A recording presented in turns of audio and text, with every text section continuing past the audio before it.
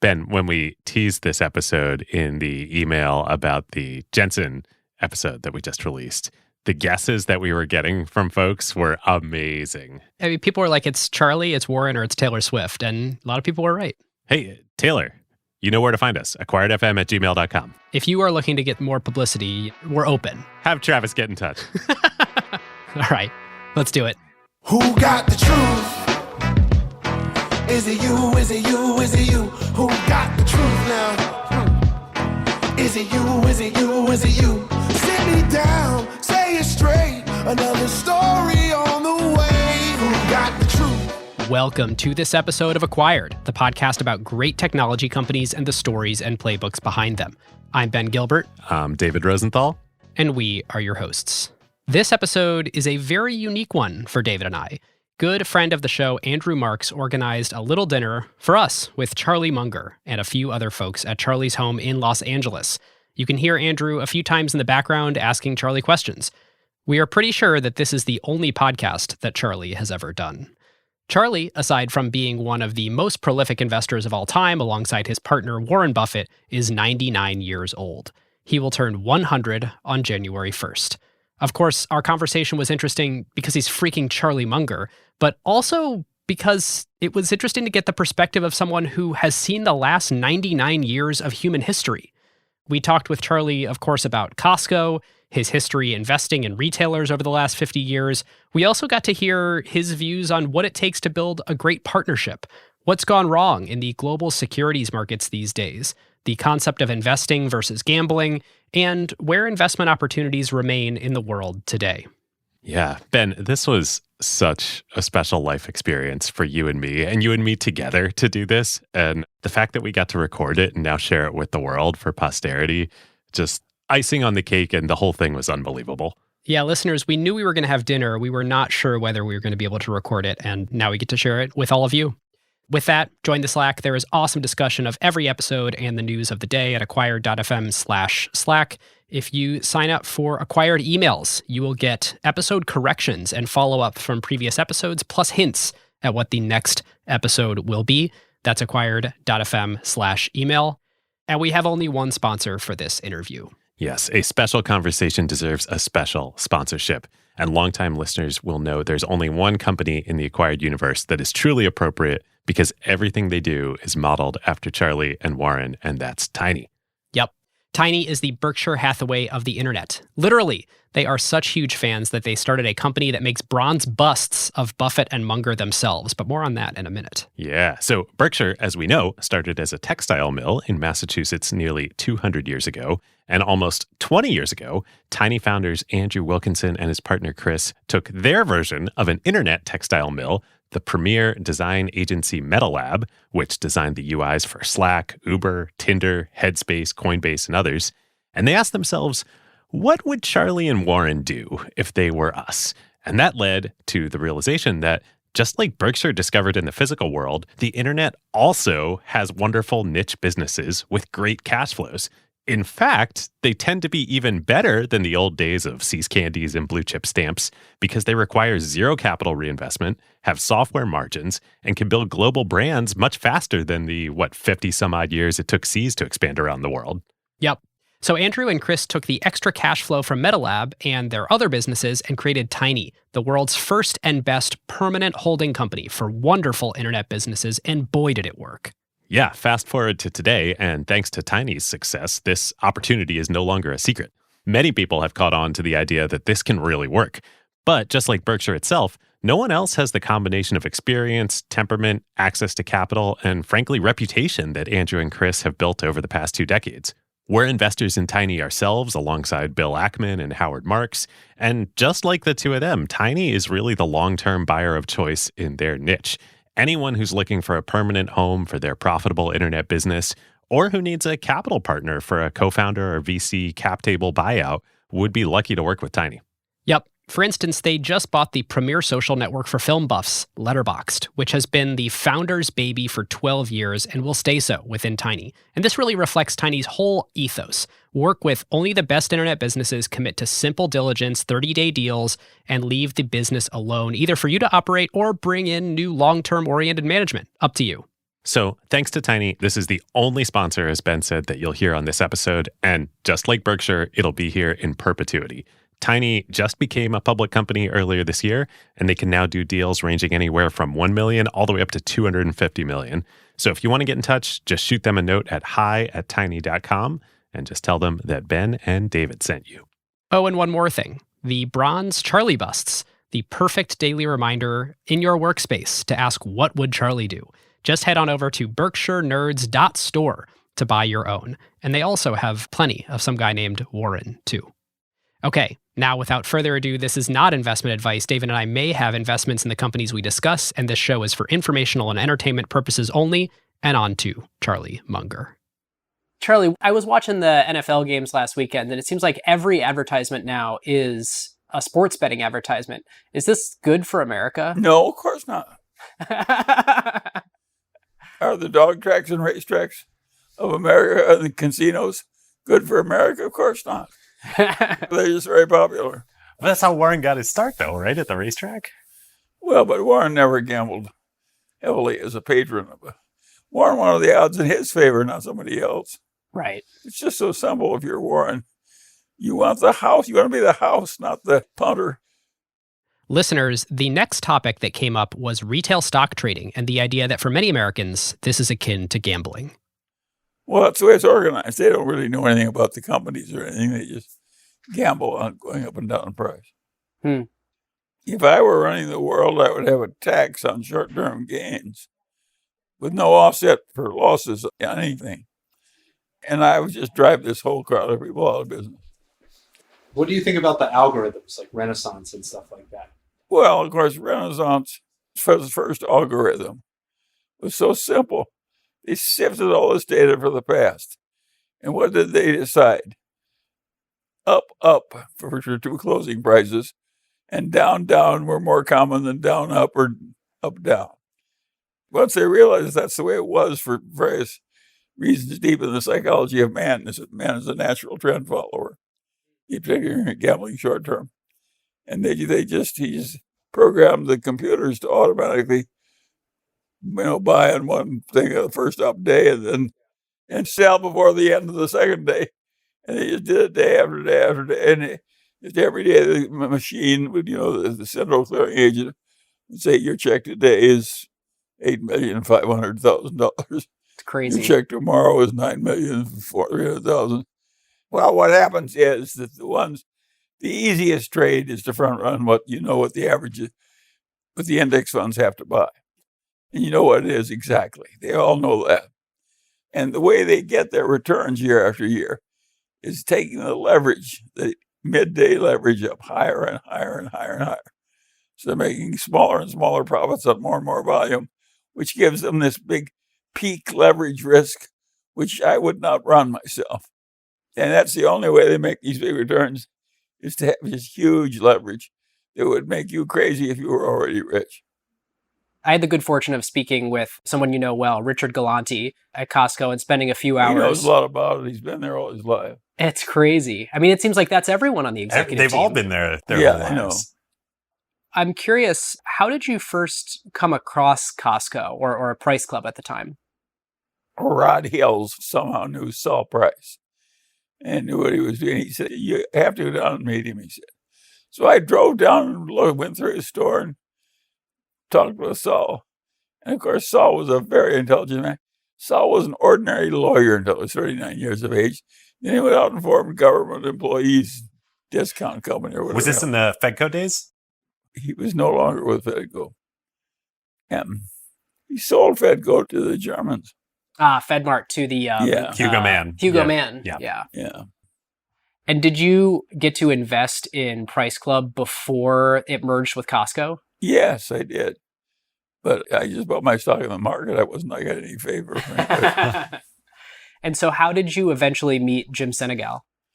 Well, Senegal asked Warren to become a director of Costco. He was looking for somebody with a financial reputation. As an independent? Yes, and Warren wouldn't do it. He said, why don't you get Charlie to do it? I want shorter plane rides to directors' meetings and so forth. So that's how that happened. And did Berkshire ever try to become a shareholder or acquire Costco? I tried to get Warren to buy out the French when they left Carrefour. Ah. And Warren wouldn't do it. Warren doesn't like retailing. Was it just that he doesn't like retail, or what was the big objection? He's afraid of retail. Practically everything that was once mighty in retail is gone. Sears Roebuck is gone. The big department stores are gone, It's just too damn difficult as far as he's concerned. And he had a bad experience with Diversified retail, right? No, we made nothing but money at Diversified. We didn't exactly make it in retailing, but we made a lot of money. Wow. And with Diversified, most of the money was not on the retailing operation. You made a lot of that money through... What happened was very simple. We bought this little pissant department store chain in Baltimore. Big mistake, too competitive. As the ink dried on the closing papers, we realized we'd made a terrible mistake. So we decided just to reverse it and take the hits to look foolish rather than go broke. We just told Sonny, get us out of this. By that time, we'd already financed half of it on covenant-free debt and so forth. And they had all this extra cash, and our own stocks got down to selling an enormous... We just, in the middle of one of those recessions, we just bought and bought and bought and bought. And all that money went right into those stocks. And of course, we tripled and just sitting on our ass. And that led to Blue Chip? Yeah, it was part of the early success of Blue Chip. Wow. And so, you mentioned Warren doesn't like Blue Chip retailers. did something else that people don't know about. Yeah. We bought a little pissant savings and loan company for maybe $20 million. And when we left that thing, we had taken out of our little $20 million investment over $2 billion in marketable securities, which went into Nebraska insurance companies as part of their bedrock capital. So we had some wonderful early years. And that's what everybody needs, is wonderful early years. Wow. So in our Costco episode, we started with the joke at one of the Berkshire meetings probably 10 years ago. Warren told the joke about you were on a plane being hijacked and the hijackers gave you one final request and you said you'd like to give your speech Warren on the virtues. Tired of me kind of reminding him. Yeah. And he said, shoot me first. We were hoping, could you give us your speech on the virtues of Costco? No, Warren was kidding me for being so repetitive on the subject. But there aren't many times in a lifetime when you know you're right and you know you have one that's really going to work wonderfully. Maybe 5, 6 times in a lifetime you get a chance to do it. And people do it 2 or 3 times early, all go broke because they think it's easy. In fact, it's very hard and rare. What was it about Costco that made you realize this is one of those few moments in a lifetime? Well, they really did sell cheaper than anybody else in America. And they did it in big, efficient stores. And all the parking spaces were 10 feet wide instead of 8 feet 9 or whatever they normally are. They did it a lot right. Yeah. And they had a lot of parking spaces. And they kept out of their stores all these people didn't do big volumes, you see. And they gave special benefits to the people who did come to the stores in the way of reward points. The executive membership. Yeah. It all worked. And the capital light business model. I mean, when we were studying it, the difference between Price Club they have and no investment in them. They make the suppliers wait until they've been paid, and then they're scheduled to pay only after they're scheduled to sell. They've got 900 warehouses around the world full of high quality merchandise, none of which they have sitting on their books. That's correct. Yeah. Our understanding is that Price Club went public initially before the merger. They just listed. They didn't raise any capital. They didn't need any capital. Who knows? Saul kind of liked it. He was kind of a financier. He liked deals. He liked this miscellaneous real estate. Yeah, but it doesn't make sense. You got an enterprise as big as Costco. You don't want to screw around with your parking lot. Get other people to clog up your parking lot permanently and stuff that's not going to pay you very much. Right. You don't want them is the answer. Have you ever seen another business that takes advantage of the virtue of the low SKU count the way that Costco does? Well, there are lots of them. That little grocery store chain here in Los Angeles, Gelson Brothers, Hmm. they wanted high turnovers and low capital costs. And they never made the least effort to earn any money they wanted to share their parking lot with anybody. Hmm. As you reflect back on, one of these few great companies in a lifetime that you should bet big on, what advice would you have for David and I as young partners looking for a few of these in our lifetime, things to look out for? Well, when you find one, you may find it 5 years after you bought it. Hmm. These things may work into it, or your own understanding may get better. But when you know you have an edge, you should bet heavily. You know you're right. And most people, they don't teach that in business school. It's insane. Of course, you got to bet heavily on your best bets. And how do you develop that level of conviction to know? You work at it. You do a lot of reading and thinking and visiting. I'm curious, we wanted to ask you, you've had this beautiful partnership with Warren for half a century. Yeah, We're a decade into our There partnership. was a lot of low-hanging fruit in the early days of our operation. You don't have any low-hanging fruit that is easy to recognize. You mean in investment opportunities? Yeah, that's right. But your relationship with Warren, how have you... Well, we were both some kind of similar, and we both wanted to keep our family safe and take a good job for our investors and so on. We had similar attitudes. Yeah. Did it change over the decades? No, Warren still cares more about the safety of his Berkshire shareholders than he cares about anything else. If we used a little bit more leverage throughout, we'd have 3 times as much now. And it wouldn't have been that much more risk either. And we never wanted to give them at least chance of screwing up our basic shareholder position. If you had used more leverage, do you think there's some chance that... We would have done a little better, sure. Do you think there's some chance that it wouldn't exist at all, that it would have cost you the franchise? No, I think it would have worked fine. Does Warren think that? Very easy. The situation lent itself to, if you were intelligent, just milking it out. When you leverage, I'm so curious on, after we did our It's things. automatically leveraged. If you open a new store with no capital, of course it's leveraged. Who wouldn't want a business with no inventories? Right, that's a good point. By the virtue of you owe a whole bunch of people money on day one for these goods that... Which turnover so rapidly. Right. It's interesting. I mean, that's leverage. It's not debt leverage. I mean, how do you think about debt? After we did our Berkshire series... A lot of people do it now. A lot of people now do it who manufacture something. They're just terribly strong, and they're just forcing the suppliers to carry all the inventory. It isn't like we're the only ones that did it. Back to the point on partnership, David and I are coming up on 10 years as partners in this podcast we do together. Different than the investing business, but a compounding one nonetheless. After a 50-year partnership with Warren, what advice would you have for us interpersonally to make for an enduring partnership? Well, it helps if you like one another and enjoy working together. We do. Yeah.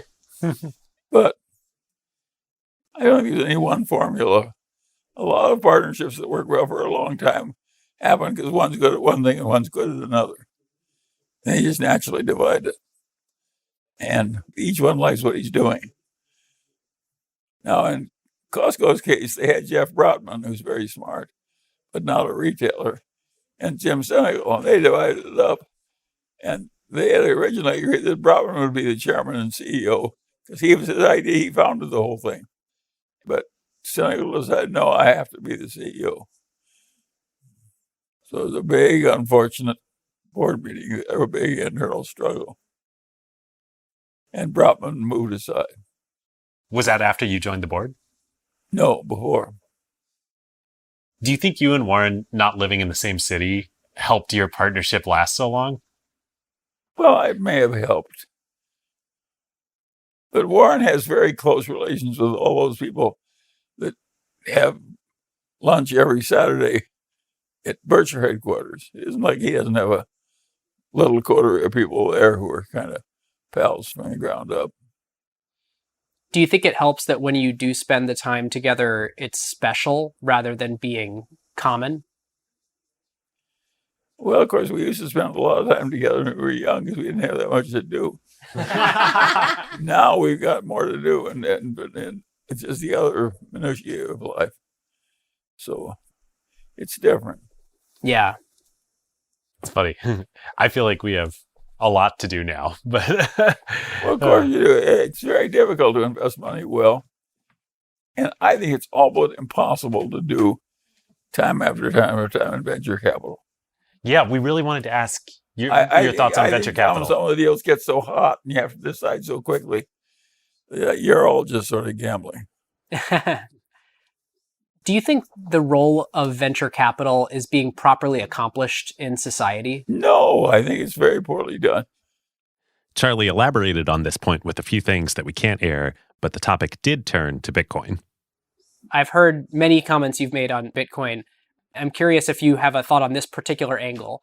An easy way to transfer money in between countries, especially when those countries don't have a stable store of value within that country. Is it good to have an independent store of value that is not Well, of pegged to a course, nation it's good state? for the world as a whole to have a way of having some currency.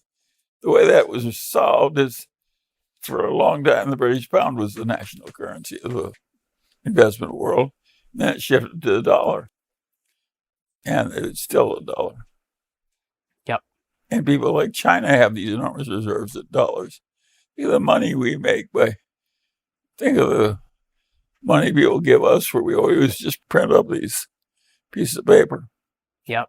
And what about the common person in some of these less fortunate countries who don't have access to US dollars? Well, they do if they ever get any money. The dollar is very fungible. You can always buy one anywhere. I'm curious, back to this point of the role of venture capital in a society, if you could design a perfect system to fund I think innovation. It's a very legitimate business if you do it right.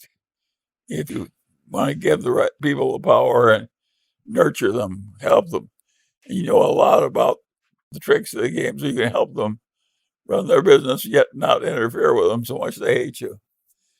By and large, having bumped into a lot of people in the businesses with venture capital financing, I would say the ordinary rule is that people in the business doing the work, they more often than not, they hate the venture capitalists. They don't feel they're really their partner trying to help them to come. They're only taking care of themselves and so on and so on. And they don't like them. How could it work differently? Yeah, well, but that's not true in Berkshire. You see, our people, they know we're not trying to discard them to the highest bid. See, if some asshole investment banker offers us 20 times earnings for some lousy business, we don't sell it. If it's a problem business we've never been able to fix, we'll sell it. But if it's a halfway decent business, we never sell anything. And that gives us this reputation of staying with things, which helps us. And do you think that buy and hold, not only mentality, but demonstration is the key thing that aligns investors with managers? Well, it's rare, you see. Everybody else has a standard way of doing things. And the lawyers have their standard forms. And everybody just has the same standard form. And they get the same standard results, subject to the vicissitudes of investment life. You don't want to make money by screwing your investors. And that's what a lot of venture capitalists do. The world is full of XG, Goldman Sachs partners that formed a private fund, and they manage $1 billion or something like that. And they charge 2 points off the top plus the SPIP, and that enables them to make very handsome livings themselves. But the endowments are not getting a good return. And do you think it's specifically the fee aspect of fund It's just structures? human nature, it's just the way it works. And of course, you really shouldn't be in the business of charging extra point that you really are going to achieve very unusual results. And of course, it's more easy to pretend that you can get good results than it is to actually get them. And so it attracts the wrong people. People with investment capital turn a mind. And the people who made the most money out of venture capital are a lot like investment bankers, deciding which hot new area they're going to get in. They're not great investors or great at anything. What do you think endowments and large pools of capital should do then?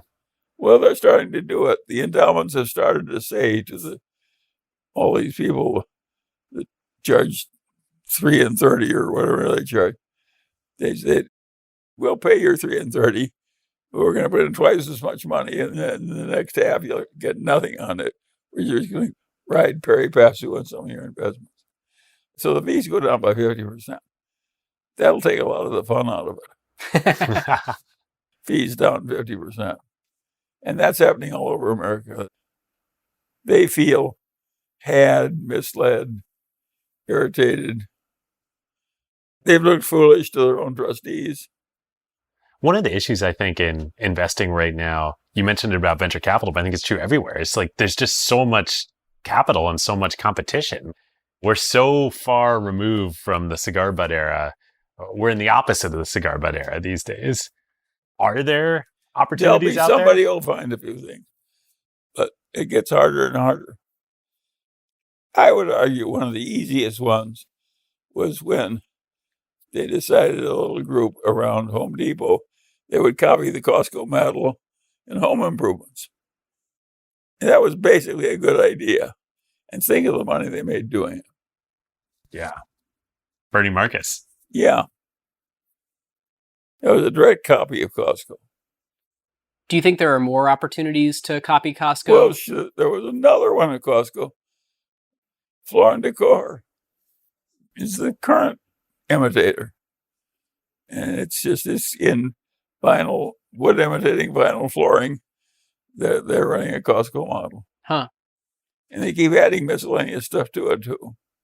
It's the miscellaneous stuff that'll eventually kill you, though. Well, it would be simpler if it was all floor. Yeah, it's like the vertical. Home Depot worked so well. But I don't know that it was totally obvious. Like part of the appeal of Costco was it was horizontal. It was everything. Consumers could come, they could make a trip, bring their big wagon, bring their big truck. Home Depot's the same. They copied everything. And famously, Bernie Marcus came out to visit Saul before he started. No, they came out, they copied everything. Saul was like happy to share the playbook with everybody, right? How did Jim and you feel about that? Saul was not a crazy. He was domineering and so on, but he was also very intelligent.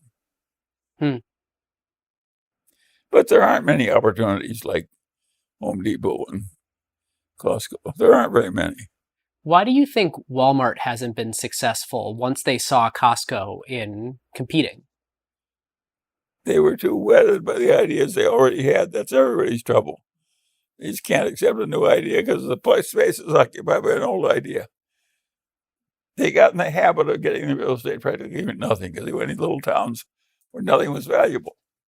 So their occupancy costs were like zero, and they knew how to make big, efficient stores. That was their formula.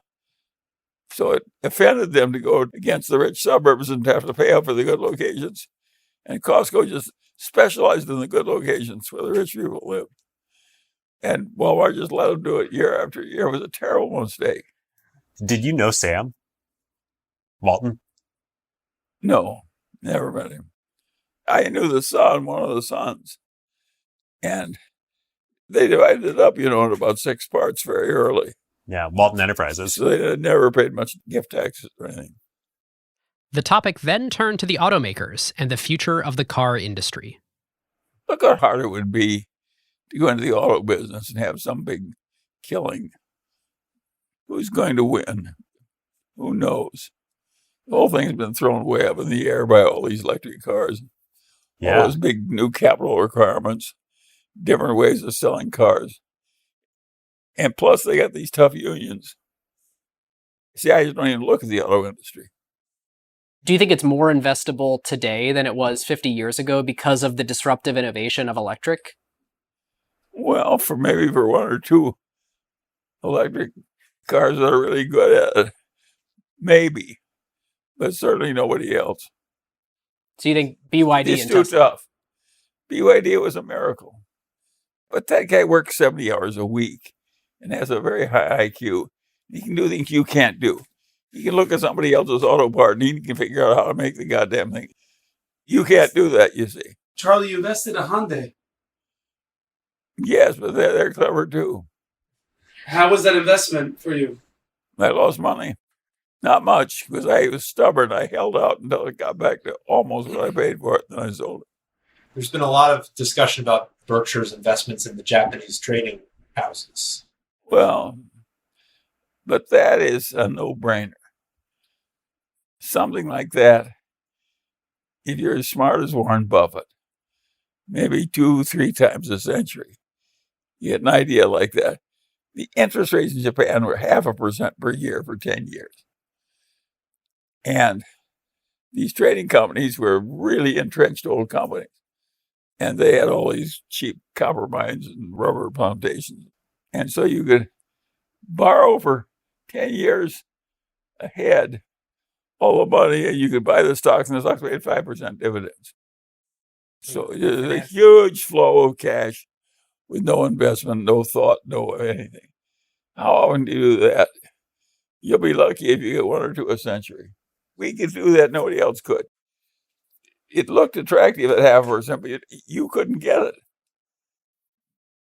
But Berkshire, with its credit, could. And the only way you could get it was be very patient and just pick away at little pieces at a time. It took forever to get $10 billion invested.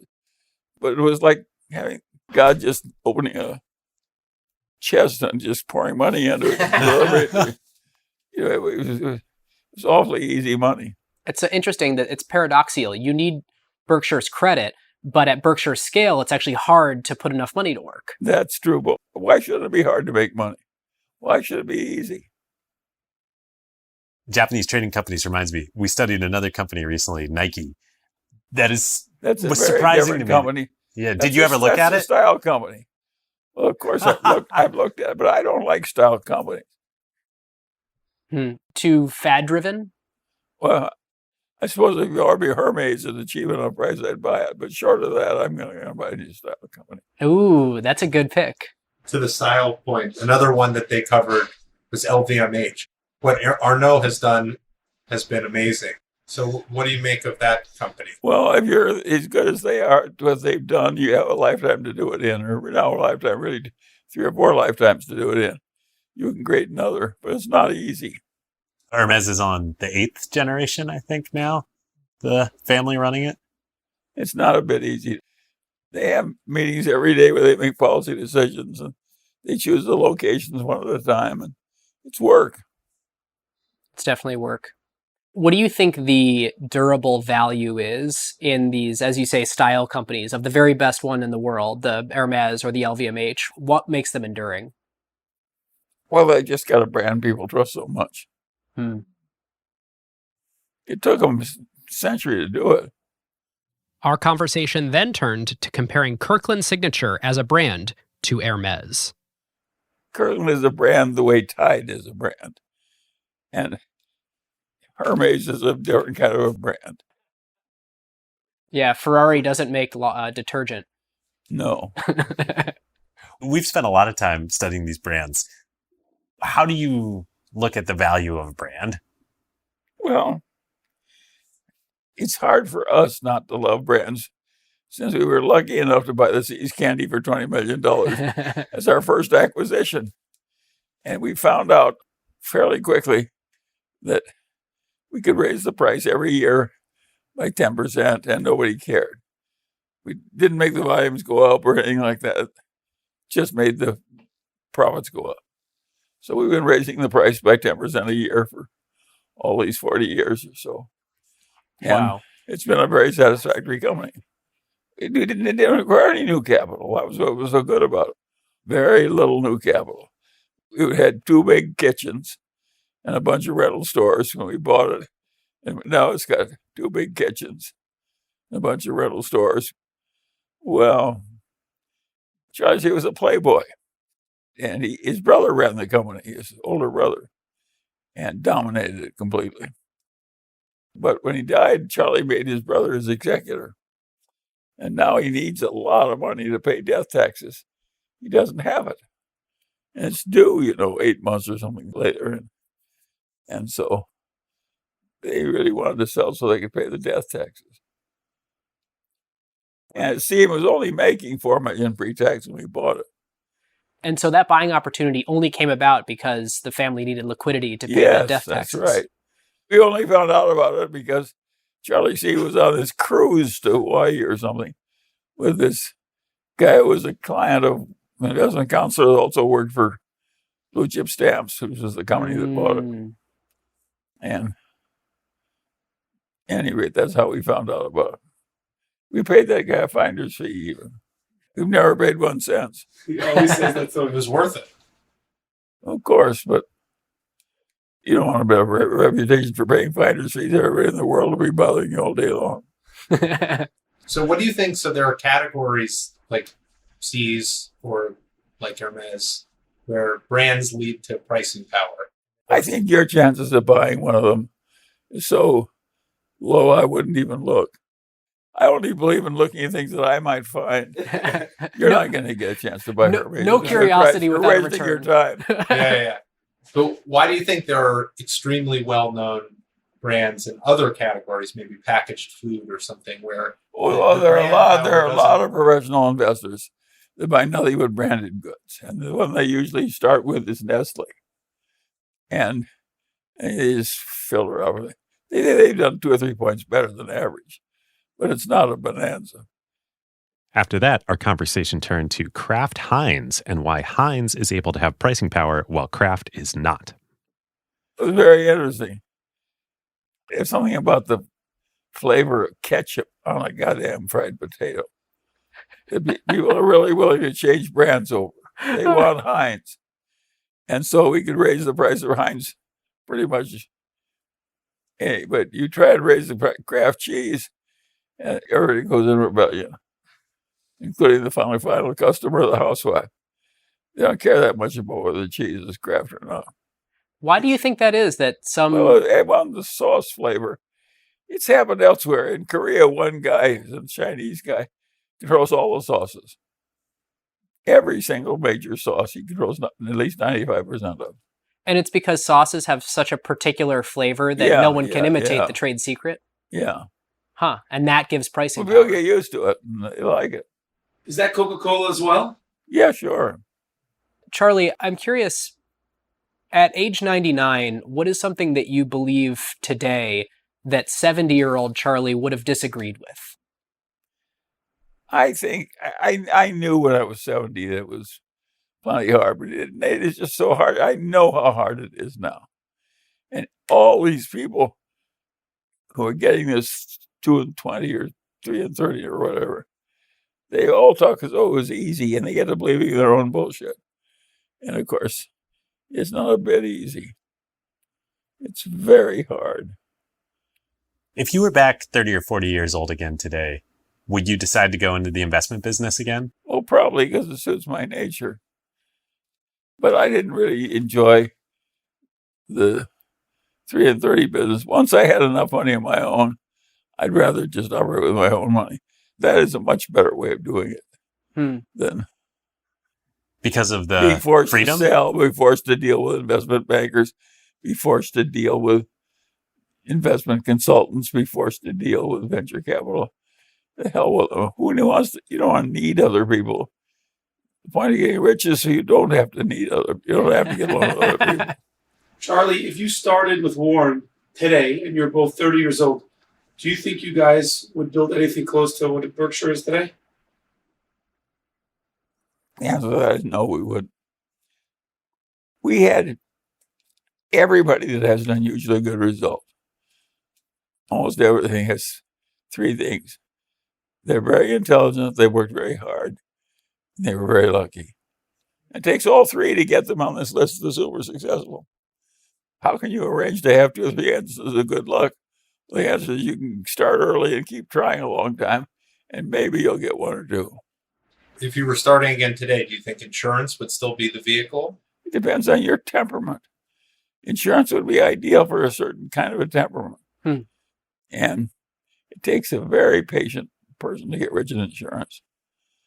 It takes forever to get anything, and it takes forever to push anybody aside. It's very hard to make money. I've heard you say, as soon as you're wealthy enough to self-insure, you should. Is there any insurance? Well, that's about practically everything. Think of all the crumb bums of the world that drink too much and then file big claims with the insurance company when the place gets on fire or something. Why would you want to pay your share of their stupidity? Not to mention the overhead. Of course, the insurance company needs to pay all the people that work there. Yeah. No, it's crazy. Is there any insurance that you carry today? I carry no fire insurance anywhere. Do you carry auto insurance? Yeah, I have to. Well, you're legally. Yeah. Yes. I don't know. Charlie could. No, I have to, and I do. I'm curious, being that since these guys are very tech focused, I'm curious, not being a tech person, how did you think about the Apple investment, and what gave you the conviction to be so big? What everybody's learned is that everybody needs some significant participation in the 12 companies that do better than everybody else. And you need 2 or 3 of them at least. And if you have that mindset, Apple was a logical candidate to be on the list for which you're going to select your companies. And it's not very hard to come up with the idea that it may be okay. Making the list doesn't sound too hard. In fact, there are these acronyms, FANG or MAMA, Microsoft, Apple, Google, Facebook. But selecting the one and putting hundreds of billions of dollars into it. We didn't put hundreds of billions. We put tens of 50 billions. billion into it. To create hundreds of billions of value, that to me sounds hard to pick the one. How did you guys pick the one? We couldn't find anything else.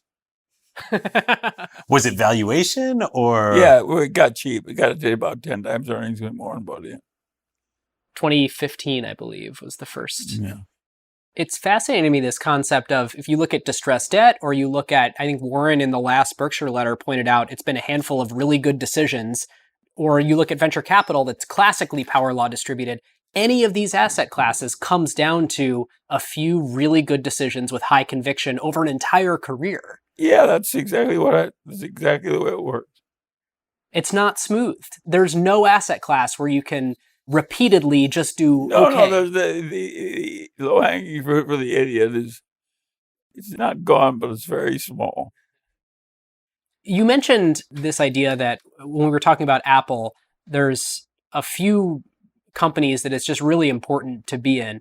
Do you think these big tech companies being the winners, where all of the pensions and Berkshire and university endowments and everyone's 401ks being concentrated in these companies, do you think that was the natural outcome? Did we have to end up this way? Yeah, it was natural. That's why it happened. It was so natural. What causes that? Well, it's just that's what human nature and competition, that's what it causes. Will we eventually have one? Eventually, this craziness in venture capital, when they're all gone stupid, that's a natural outcome. Will we have one $20 trillion companies and then the next biggest company is one? I don't know how the world's going to... I didn't know we were going to have as many as we did. They just happened. Would you continue investing in China? What's your position with that? Well, my position in China has been that the Chinese economy has better future prospects over the next 20 years than almost any other big economy. That's number one. Number two, the leading companies of China are stronger and better than practically any other leading companies anywhere. And they're available at a much cheaper price. So naturally, I'm willing to have some China risk in the Munger portfolio. How much China risk? Well, that's not a scientific subject. But I don't mind whatever it is, 18% or something. Whatever's worked out in the Munger family, it's okay with me. What about other geopolitical considerations? Like, would you hold TSMC at this point? Well, I don't like that as well as I like something with a real consumer brand of its own, like Apple. I'm curious what major companies that haven't been mentioned do you think people would do well to study the virtues of, like studying the virtues of Costco? Well, I only study two kinds of companies. One, I'm enough of a Ben Graham follower to, if something is really cheap, even though it's a crappy company, I'm willing to consider buying it for a while anyway. And I do that occasionally. And I've done it with great success a time or two, but I'm like Howard Marks. I've done it once or twice in my lifetime for big gains, and that's it. It's not like I'd have what's not going to do. I've done it 100 times. So it isn't a bit easy. 100 times easy money is almost non-existent. One type of company is the cigar butt. What's the other type of company? The companies that people would do well to study the great virtues brand of. companies, of course, are good. Get them at the right price. The whole trick is to get them on the few rare occasions when they're really cheap. But buying Costco at its present price, it may work out all right, but again, it's getting hard. Yeah. Forgetting the prospects of the stock, how do you think about the next 10 years for the business? I think it'll do pretty well. One more question for you in this area. What is your favorite advice to give to young people? Well, I don't give advice to just any young people. I give it to some. I pick my spots. I don't want to be more of a guru to the young people than I already am. It's getting hard out there. And there's all this bullshit and craziness. Of course, it's going to be hard. Where do the attractive opportunities hang out anymore? It sounds like everything in the whole world is overpriced. Could that be possible? Damn near. Of course, it could be possible. It's not only possible, it's likely, and it's actually happened. How did the world get so rich if we have all this capital for so few opportunities? It's the nature of things. Look, biology produces a very advanced creature like us to can sit around and talk intelligently on all these subjects. But it does it by killing everybody off in brutal competition one with the other for hundreds of thousands of years. In other words, the system that nature uses to get smart is kind of unpleasant to the people who are losing. So over the last 100 years, we've brutally shifted all this value from labor to capital, and now capital is all competing to get into a very small set of opportunities. Well, capital never had, it wasn't that it was all that easy if you go back a long time. It just was a lot easier. And if it continues to get harder, the natural end is that you have... Yes, an unpleasant blow-up of some kind. And God knows what happens after an unpleasant blow-up with our modern democracies. You can get so you're a lot like Europe, which is quite dysfunctional. Is it too pessimistic of a view to say that the world seems to be out of good ideas to match the amount of capital out there looking for good ideas? It was never easy. I thoroughly understood it was never easy, and it's harder now. Those are the two realities. And you pay attention to how you're handling the people you deal with. You want a good reputation when you're all done, not a bad one. And I don't think you're saying there are no opportunities whatsoever. I think you're just saying low expectations and fewer bonanzas. Now, the beauty of it is you only have to get rich once. You do not have to climb this mountain 4 times. You just have to do it once. Well, that's sort of your philosophy on both sides, is you got to be patient for the great opportunities, but you got to recognize them when they come and pounce. We turned off the mics to have dinner and then recorded a little bit more later in the evening about Costco and some life advice from Charlie. So one Costco question that I've been wanting to ask you is all the puzzle pieces of the low SKU count and the high inventory turnover, and there's just so many things that fit together so beautifully. They're pretty obvious, though. But how come no one else can pull it off if they're so obvious? Well, it takes a lot of good execution to do it. You really have to set out to do it and then do it with fanaticism every day, every week, every year for 40 years. It's not so damned easy. So you think the success is the magic of the business model and culture? Yes, culture plus model, yes, absolutely. And very reliable, hardworking, determined execution for 40 years. I mean, they talk about the story of the catch-up, that you could increase the price of ketchup by 3% and nobody would notice. But that would destroy everything if you did that, right? I would say that the central norm was don't raise the market. Get it low and keep it there forever. Which brings us to the hot dogs. Is it true, the story, that when Craig took over as CEO, he did try to raise the price of the hot dogs? I don't know. I had no conversations with him on that subject. And Jim forbade him. Well, I'm sure Jim would have forbade it. Absolutely. There was no board level discussion of the hot dog. No. Those two would not have thought it was a board matter to discuss the price of hot dogs. The one thing that fascinates me about Costco is they seem to only be able to grow 10% per year because they're not capital constrained. No amount of money, if they were to access it for free, could help them. I'll tell you what it is. It is hard to open too many stores a year. New store, new manager, new this, new politics, new. It's hard. Plus, a lot of stuff has to be learned and taught and put in place. And so they didn't want to do more than they could comfortably handle. To store openings, you mentioned China earlier. Was it 20 years that Costco had the license to operate in China? And well, let me what happened there. The first store they tried to open in China, the first store somebody wanted a $30,000 bribe. Chinese culture. And they just wouldn't pay it. And that made such a bad impression on Jim Senegal. He wouldn't even talk to him going into China for about 30 years thereafter. So what changed? Why finally go in? Well, finally the board started making enough noises. So you started agitating. Yeah, but, who on the board could be excited about the Chinese market? Yeah, who can? Who knows? Oh, that's so great. One thing I found fascinating about Costco was the fact that even though they're at the lowest possible prices, their audience skews wealthy. Was that an accident that they figured out over time, or did they know that? Price had that figured out to announce. All the way back in the Price Club days? Yes. He always wanted the rich man trying to save money.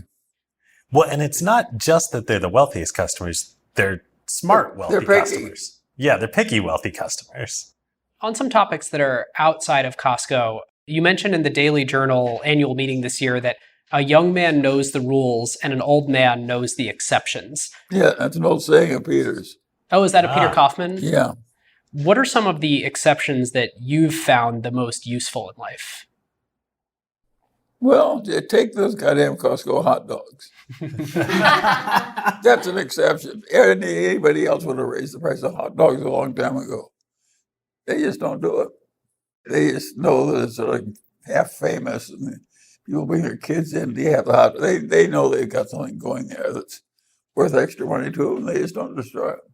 A thing that I've never fully understood. I know you're a big fan of the company BYD, that of course makes the Chinese company that makes batteries and electric vehicles. I may be a big fan, but I'm sort of hanging out by my hat while they lurch around the track. And they make me nervous. They're so aggressive. Is that dangerous in a company? No, that's what makes me nervous. Of course, it's dangerous. So do you think that companies should try to grow at a lower rate than they're capable of in order to be more durable? Well, of course you do that if it's safer and it's easier and so forth. But I would argue at Costco, where they've done some of these things that are extreme, like the hot dog, it's been a plus, and they've been smart to change their ways on one item or two. And it seems like there's a spectrum where on the one side, there's Costco that is just not a fast-growing company because it's very difficult to. And on BYD, like you're saying, they grew like crazy. I mean, you turned... Well, BYD this year will sell at least 2.5 million cars. Most of them electric. That's unheard of. Well, I've ever heard of it. They'll sell way more than Mercedes, for instance. More than Tesla, right? Yeah, more than anybody. Yeah. Lots of troubles and losses. They ran into terrible trouble. They created the wrong kind of... They made lots of mistakes. They were lucky to be on the cutting edge of this electric car business. it's way more acceleration than most people. So you got a car with more oomph than most people. So the young macho male has a real lively car. There are a lot of things about the electric car really works in some ways that is better. And making a 90-degree turn. You go right opposite a parallel parking place and just move this way, turn the wheels 90 degrees and go in. Yeah. Well, nobody's ever done that. If your car goes flat, you can run 100 miles on 3 other wheels or something. And do they have better economics because they don't have nearly as many parts? It's simpler. Have you ever had an investment like that before? I think you've invested something like 270 million that's now worth something like 8 billion in BYD. Well, very few people have an investment. That's a venture capital type investment. It happened to be a thinly traded public company when we bought it instead of a venture capital type company. It was a venture capital type play. And they just put the foot right to the floorboard and played it hard. Had they manufactured... By the way, both BYD and we tried to talk about out of going into the car business. They're going to buy a bankrupt car business and go into the car business. I said, that's a graveyard for human so why would you want to do that? And he paid no attention to us and went right ahead. Had you invested already when he told you this plan? Yes. And it worked fabulously well. After huge mistakes, they almost went broke with their early dealership building system. Almost went broke. What captivated you about BYD? Well, the guy was a genius. He was at a PhD in engineering, and he could look at somebody's part. He could make that part, look at it in the morning and look at it in the afternoon. He could make it. I'd never seen anybody like that. He could do anything. He is a natural engineer and a get-it-done type production executive. And that's a big thing. It's a big lot of talent to have in one place. And it's very useful. They've solved all these problems on these electric cars and the motors and the acceleration and the braking and so on. How would you compare him and BYD to Elon and Tesla? Well, he's a fanatic that knows how to actually make things with his hands, so he has to. He's closer to ground zero, in other words. The guy at BYD is better at actually making things than Elon is. Charlie, you turn 100, which is an unbelievable statement, on January 1st of next year. Do you have any plans? I'm doing a party. Where's the party going to be? The California Club. But I've totally maxed out the room. I can't squeeze another person. What captivates you these days? What's fun? Well, practically everything is. Even politics, bad as it is kind of interesting. When you look back at your and Warren's time together, when did you have the most fun? We had about the same amount of fun all the way through. We're having fun now. Is there a particular era that you remember the most fondly that feels like the good old days?